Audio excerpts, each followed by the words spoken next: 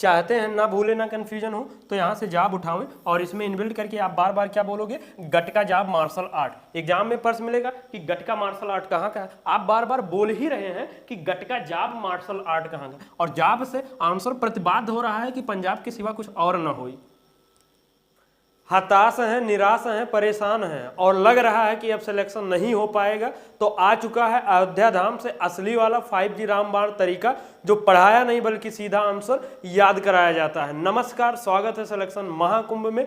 आज हम सभी लोग अपने क्लास नंबर 13 में सीधा आंसर याद करेंगे और चलते हैं सीधा क्लास में। पहला प्रश्न है, पाबना किसान विद्रोह निम्न में से किस राज्य में हुआ था? तो सही आंसर क्या है? पश्चिम बंगाल है। लेकिन दिक्कत ये है अलग अलग करने में, भूलना कंफ्यूजन होना। तो करना क्या है, अंगाल या बंगाल उठा लीजिए और इसी में इनबिल्ट करके आप क्या बोलोगे, पाबना अंगाल किसान विद्रोह। ये पाबना किसान विद्रोह नहीं था, क्या था? पाबना अंगाल या पाबना बंगाल, या देखेंगे आप बंगाल यहाँ से निकल रहा है, किसान विद्रोह बार बार बोलोगे। अर्थात एग्जाम में प्रश्न मिलेगा पाबना किसान विद्रोह, आप बार बार अब हमेशा के लिए क्या बोल रहे हो, पाबना अंगाल किसान विद्रोह। अब इतना तो आप सब स्मार्ट है, ये हैं अंगाल बंगाल से आंसर पश्चिम बंगाल है निकले, इसके सिवा कुछ और ना निकलेगा। अब जैसे सारा जितने भी किसान विद्रोह है या जनजातीय विद्रोह है, हर एक का मैंने क्लास बढ़िया से एक जीएस के प्लेलिस्ट में अपडेट कर दिया है, वहां से अब चाहते हैं ना कंफ्यूजन हो तो वहां से याद कर लें। जैसे कूका आंदोलन कहाँ हुआ था? पंजाब में। लेकिन बोलना आपको क्या है, कूका जाब आंदोलन। क्या हमेशा के लिए बोलना है, कूका जाब आंदोलन। और जाब से अब आप लोग का आंसर इतना स्मार्ट हो चुका है, क्या आंसर होगा? पंजाब होगा। ऐसे ही मुंडा हार विद्रोह, आपकी प्रश्न में मिलता है मुंडा विद्रोह, लेकिन हम लोग अब बार बार क्या पढ़ते हैं, मुंडा हार विद्रोह। और हार से आपका आंसर कहाँ प्रतिपाद्य होता है? बिहार में। नील आंदोलन कहाँ हुआ था? बंगाल में। बोलना क्या है, नीलंगाल आंदोलन। और अंगाल से आपका आंसर यहाँ वाला सीधा क्या निकलेगा, पश्चिम बंगाल निकल जाएगा, वेस्ट बंगाल। ठीक है, तो आशा करते हैं आप लोग समझ गए होंगे कि यहाँ अब तरीका बदलने की जरूरत है, नहीं तो जैसे 4-6 वर्ष निकला है आगे निकलते रहेंगे। क्योंकि हमने मिला है काफ़ी लोगों से, क्या बोलते हैं कि मैं बहुत पढ़ रहा हूँ, इतने मोटे मोटे बुक पढ़ा हूँ, कई बार पढ़ा हूँ, लेकिन यही चीज़ें जब बार बार पूछा जाता है ना, तो ये नहीं, ये कन्फ्यूजन हो जाता है। तो मेरे बाबू ध्यान से सुन लीजिए, कन्फ्यूजन है तो आपका सिलेक्शन से भी कन्फ्यूजन होगा, दूरी बढ़ेगी। आना चाहिए, मतलब आना चाहिए आंसर। आएगा कैसे, ये कि फिक्स रहा है पाबना बोलत भरे में पाबनंगाल निकले। ठीक, अब है अमुक्त माल्यदा पुस्तक किसके द्वारा लिखी गई है? तो सही आंसर क्या है, कृष्णदेव राय। अलग नहीं करना है, यहाँ से कृष्ण उठा लेंगे और इसी में इनबिल्ट करके आप क्या बोलोगे, अमुक्त कृष्ण माल्यदा पुस्तक। ये देखिए इतना बड़ा है ना, कोई दिक्कत नहीं है। तो अब इसमें कृष्ण भी जोड़ लीजिए और अब बार बार इस पुस्तक को क्या बोलोगे, अमुक्त कृष्ण माल्यदा पुस्तक किसके द्वारा लिखा गया है, ये नहीं बोलेंगे। अब कृष्ण से आंसर आपका इतना ऑप्शन मिलेगा ही, तो कहीं ना कहीं प्रतिपाद्य होगा कृष्णदेव राय ही होगा। अब जैसे नेचुरल हिस्ट्री किसने लिखा है, पिलनी ने लिखा है, तो आपको बोलना क्या है, नेचुरल पिलनी हिस्ट्री बस। जैसे किताबुल हिंद किसने लिखा है, अल बरूनी ने लिखा है, तो आप क्या बोलोगे, किताबुल बरूनी हिंद।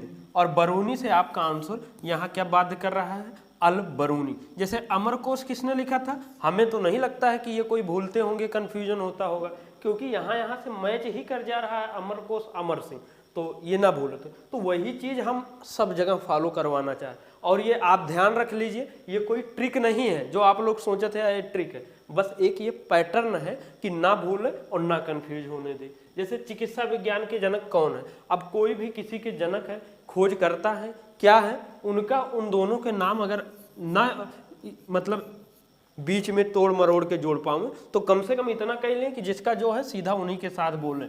जैसे चिकित्सा विज्ञान के जनक कौन है, तो हिप्पोक्रेटस। तो करना क्या है, हिप्पोक्रेटस चिकित्सा विज्ञान। जैसे चिकित्सा विज्ञान बोलते हो ना, अब क्या बोलना है, हिप्पोक्रेटस चिकित्सा विज्ञान। अब जब चिकित्सा विज्ञान के आगे ये आएगा तो क्या निकलेगा, यही निकलेगा ना कि ये इसके जनक ही होंगे। तो इस प्रकार से जो किसका कोई खोज है या किसी के जनक है तो अलग अलग ना करके आपको सीधा इसी के साथ में बोलना है। इसका भी आपको क्लास वहाँ पर आपके प्लेलिस्ट में मिल जाएगा। और आप लोग के बढ़िया सहयोग रहा तो आप फिर से ये सब जो क्लासेज मैंने पहले अपडेट किया उसको और बढ़िया शानदार तरीके से आपको कोशिश कर रहे हैं देने के लिए। अब जैसे किसान सभा आंदोलन किस राज्य में प्रारंभ हुआ, तो इसका सही आंसर क्या है, बिहार। ये अब क्वेश्चन ऐसा है कि किसान सभा आंदोलन कई राज्यों में शुरू हुआ था, लेकिन जो मैक्सिमम आंसर मिलेगा मेन रूप से मुख्य रूप से बिहार, उत्तर प्रदेश ये सब मिलेगा। तो यहाँ पर उत्तर प्रदेश तो है नहीं, आंसर क्या है बिहार। अलग अलग राज्यों में अलग अलग ने शुरुआत किया था, तो मैक्सिमम मेन रूप से बिहार से शुरुआत हुआ था, तो बिहार मान के चलेंगे। अब आपको क्या बोलोगे, किसान सभा हार आंदोलन, या क्या बोलोगे, किसान सभा बिहार आंदोलन। बोलना क्या है, किसान सभा बिहार आंदोलन या किसान सभा हार आंदोलन। और हार बिहार से आपका आंसर ये हो जाएगा कि शुरुआत कहाँ हुआ था, बिहार से ही हुआ था। क्योंकि इसका प्रश्न जब बनेगा अपने कॉम्पिटिटिव एग्जाम में क्या पूछा जा सकता, कहाँ से शुरुआत हुआ था, किसने किया था। अब ये अभी तक कर लीजिए, आगे इसको कैसे याद करना है ये भी हम याद करवा देंगे। और बिहार में किसने शुरुआत कराया था, स्वामी सहजानंद सरस्वती जी ने। अब जैसे नील दर्पण पुस्तक किसने लिखा है, जो हमसे कंटिन्यू जुड़े हुए हैं, अब इनको ऑप्शन देखने नहीं है, नील बोलते भर में नील दीन दर्पण निकल चुका होगी। हम लोग क्या पढ़े हैं, नील दीन दर्पण पुस्तक किसने लिखी है। अब कंफ्यूज होकर दिखा दो, पॉसिबिलिटी ही नहीं। अब दीन एक्स्ट्रा जो हमें निकल के आ रहा है तो आंसर दीनबंधु मित्र ही निकलेगा, इसलिए हम कह रहे हैं आप तरीका बदलें। अब इनको क्या बोलना है, नील दर्पण पुस्तक नहीं है, क्या है, नील दीन दर्पण ये पुस्तक ही है, ठीक। और ये क्या है, वेल्थ ऑफ नेशंस के कौन है, एडम स्मिथ है। तो करना क्या है, स्मिथ जी को उठा लीजिए और इस पुस्तक को क्या बोलोगे, वेल्थ ऑफ स्मिथ नेशंस। क्या बोलना है, वेल्थ ऑफ स्मिथ नेशंस, बार बार यही बोलना है। अब यही प्रश्न है और आपका यही आंसर है। जैसे फेयरवेल टू इंडिया किसने लिखा है, एडवर्ड थॉमसन ने लिखा है। थॉमसन उठा लीजिए और क्या बोलोगे, फेयरवेल टू थॉमसन इंडिया। अब ये क्लास ऐसे लेटे लेटे पढ़े पढ़े सोचे तो ये देख ले और याद हो जाए, तो ऐसा बिल्कुल नहीं होगा। आपको एक बार बढ़िया से क्लास देखते हुए नोट्स बनाना पड़ेगा, उसको दिमाग में सेट करना पड़ेगा। एक बार जब सेट कर लिए हैं तो ताउम्र के लिए ना भूलें।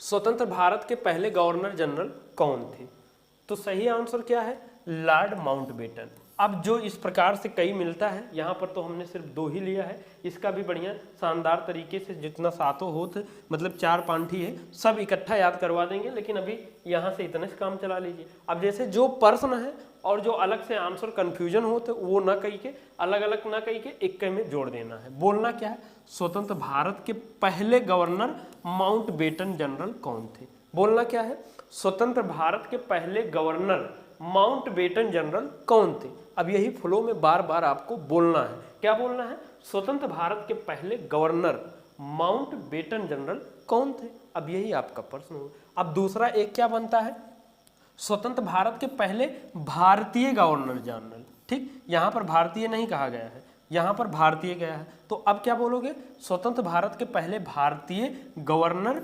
राजगोपाल जनरल कौन थे। अब बार बार यही बोलोगे तो इसका ये आंसर निकलेगा, इसका ये, तो कंफ्यूजन नहीं होगा। निम्न में से कौन सा खिलाड़ी तीरंदाज से संबंधित नहीं है।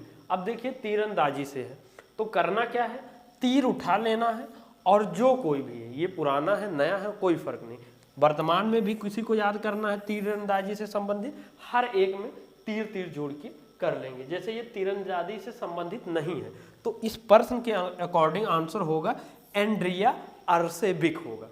अब इन तीनों को याद करना है कि ये तीरंदाजी से हैं। करोगे क्या, अब मैं एक में बता दे रहा हूं, आगे जितना भी मिलेगा आप सब में जोड़ लीजिए। जैसे कुबोन तीरचांद, भाई ऐसो ना अच्छा लागत है और ऐसो ना लगे कुबोन तीर चांद। अब तीर एक्स्ट्रा रहेगा तो तीरंदाजी निकल जाएगा। ऐसे यहाँ भी जीन चार्ल्स और उसके बाद तीर बैले डोंट और ब्रैडी तीर एलिसन। अब जब बार बार बोले रहेंगे तो वहां से आपका आंसर निकल जाएगा। भारत के राष्ट्रपति के रूप में निम्नलिखित में से किसका कार्यकाल सबसे लंबा रहा है, तो मुझे लगता है इसका आंसर सभी को पता ही होगा। तो क्या है, डॉक्टर राजेंद्र प्रसाद जी, क्योंकि सबसे लंबा कार्यकाल इन्हीं का है। कब से कब, भारत के पहले राष्ट्रपति जो कौन थे, डॉक्टर राजेंद्र प्रसाद जी, यही 26 जनवरी 1950 से लेकर 1962 तक का थे, अर्थात नियर अबाउट 12 वर्ष के आसपास। अब इसमें एक ये भी प्रश्न पूछा जाता है राष्ट्रपति का, जो उनका कर्म होता है कि मतलब कौन पहले, दूसरे, तीसरे नंबर पर आए हैं, ये याद करना चाहते हैं शानदार तरीके से कि एक बार याद करने के बाद ना कन्फ्यूजन हो, तो आप कमेंट में बताएं, उसको भी हम एक अलग से याद करवा देंगे। लेकिन जब आप लोग का अच्छे से प्यार, लाइक, कमेंट मिलेगा तभी और क्लासेस संचालित होगा।